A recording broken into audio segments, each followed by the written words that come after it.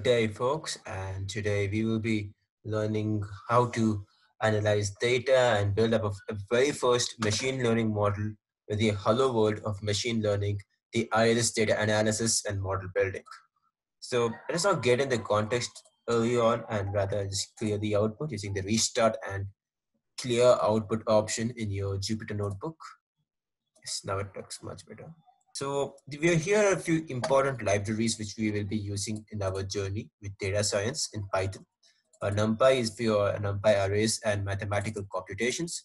Seaborn is for IMAP.lib for data analysis and visualization, primarily visualization.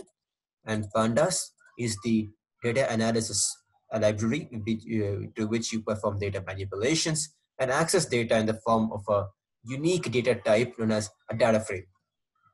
Shift enter and let's check our data. So our data set which we are going to analyze is the iris.csv. Here what we have is we have information regarding the each and every species of an iris flower. You have Setosa, you have many others which you will see using a data set manipulations and data set dot species dot Setosa, you have versicolor, and you have virginica. So what's the goal of this activity? Our goal is to understand the iris dataset and build a classification model which identifies the type of iris flower this given specifications belong to, right? So let's get started. So first of all, let's remove the unnecessary column, for example, ID, right? So using our very common human intuition, we realize that ID doesn't make much of a sense in identifying the good species of iris flower. So just knock it out, and this is how your final data set is going to look like. You have sepal length, sepal width, petal length, and petal width, and species, the target field, which we are going to identify using the machine learning algorithm. So let's have a good understanding of the data set. So as I mentioned earlier, Pandas is a library used to analyze data frames and perform data transformations and manipulations among them. So firstly, let's get into the data set or shape. So what does data set or shape produce? So it prints the size of your data frame, the number of rows and number of columns, right? So 1, 2, 3, 4, 5 columns and 150 different rows. Information of the data set.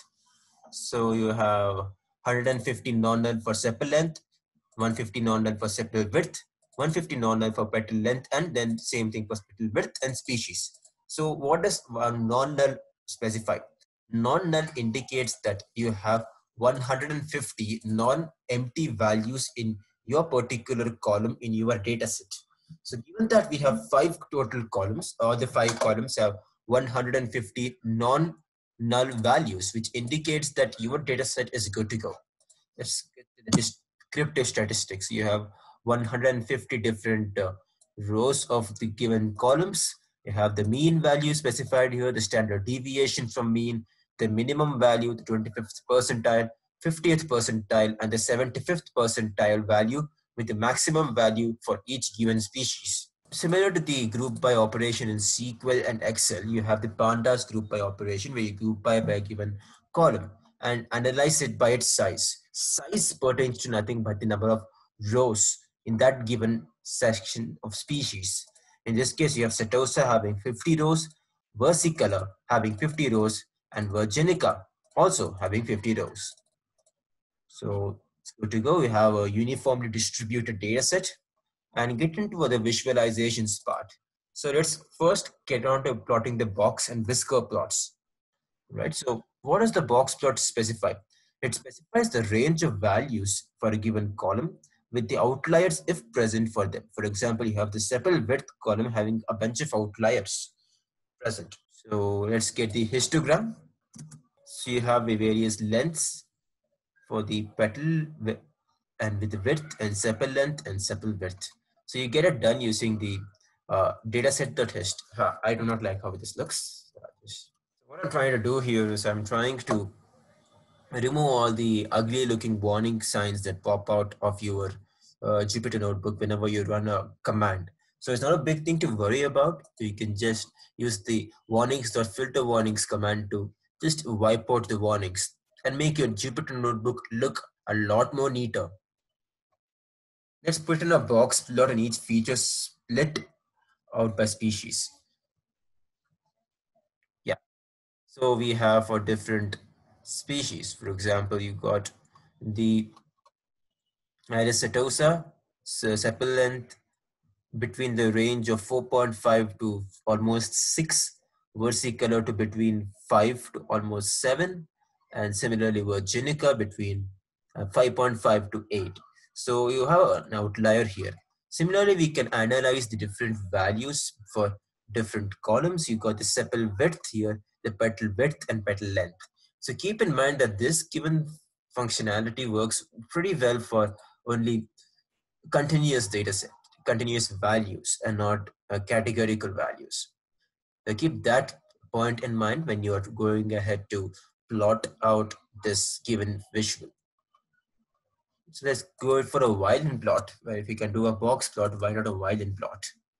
So you have the setosas values for petal length, you got the versicolors value for petal length and virginicus values for petal length. Scatter matrix here. So here I iterate through each and every combination of petal width and sepal length, petal length and sepal width. Basically, building a scatter matrix of visuals of the given number of columns you have in your dataset, and this is what you obtain in the end. So these are the different ways you can use Seaborn and Matplotlib to visualize your dataset in very meaningful ways that can add a lot of value to your Python projects in data science. So let's use a Seaborn pair plot to see the bivariate relationship between each pair of features. For example, for a pair plot which iterates through each and every combination of features that you can obtain through Seaborn from your given data set, of course. Yes. So similar to what we had obtained here. So we had used the pandas scatter matrix here. We are instead using the Seaborn's pair plot. So it's up to you to choose which one, though I prefer the pair plot because it's very well defined as to the targets, what the targets are, and how the relationship between the given two columns varies across the targets. So from the plot, we see that the setosa is separated from the other two across all feature combinations. So setosa is blue. If you can notice, right, you have blue is separated out from each and every feature combination, except for the combination between sepal width and sepal width. Apart from that, it's pretty much stands out of the rest. Here, here, here, here. So that's one key point to keep in mind, right? So you can also use the diagonal pair plot using the diag_kind argument set to KDE. So yes. So this is using the diagonal kind using set to KDE.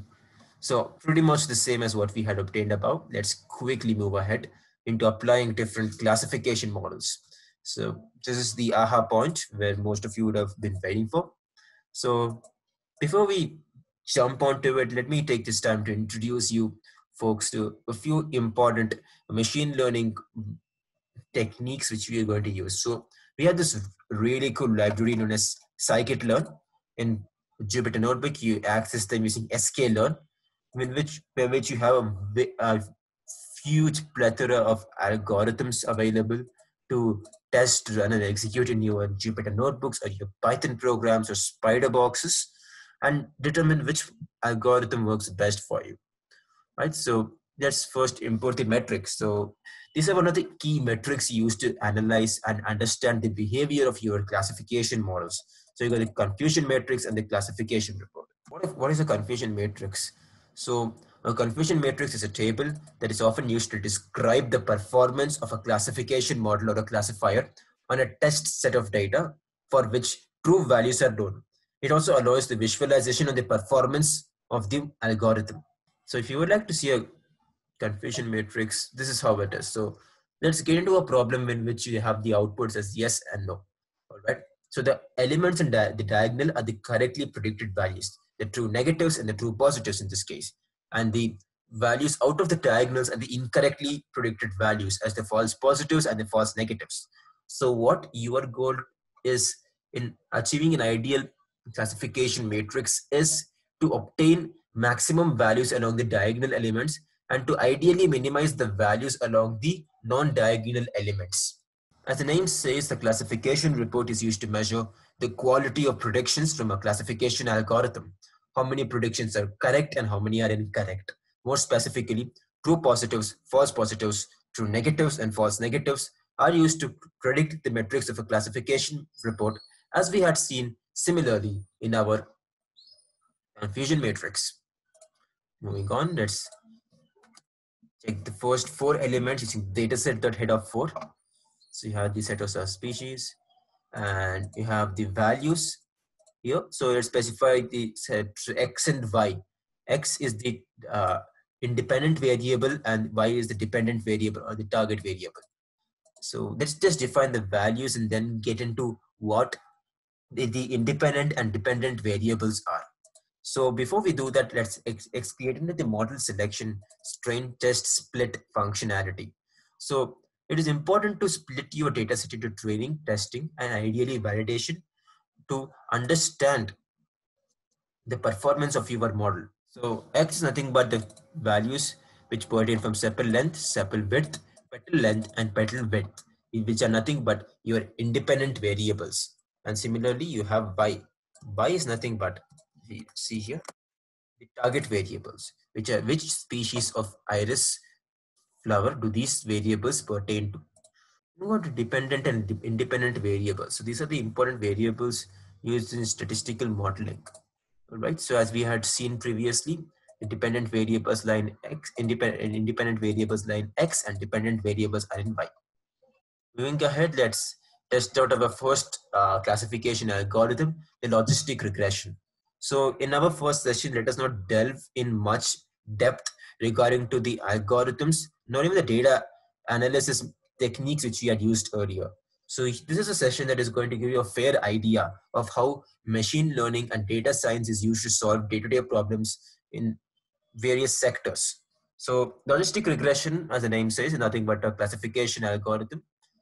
So let's quickly go. So I just explain what we are doing here. Using the scikit-learn's linear model module, we are going to import the logistic regression model, initialize a classifier, and to train them, you put classifier that fit by passing the independent and the dependent variables. And you analyze the testing predictions of using the classifier that predict. Okay. And here are a few metrics which you use to analyze the outcome of your classification model. As we had seen earlier, let's check the classification report and the confusion matrix with the accuracy score. Out of 100, how accurate your machine learning classification model is. And as you can see, we have the precision recall F1 score and support, the metrics which we'll get well in depth of in our future sessions. And we got the accuracy is 96.667. All right, we have 12, 7, and 10 with one misclassified outcome. Let's see how support vector machines work. Just shift into this, and you got similar fashion. We're going to import support vector with classification SVC from the scikit-learn.svm package. Define the classifier, fit the classifier. In other words, train your classifier using the independent and the dependent variables. Get the predictions from the independent test variables, and print the classification report, the confusion matrix, and the accuracy score.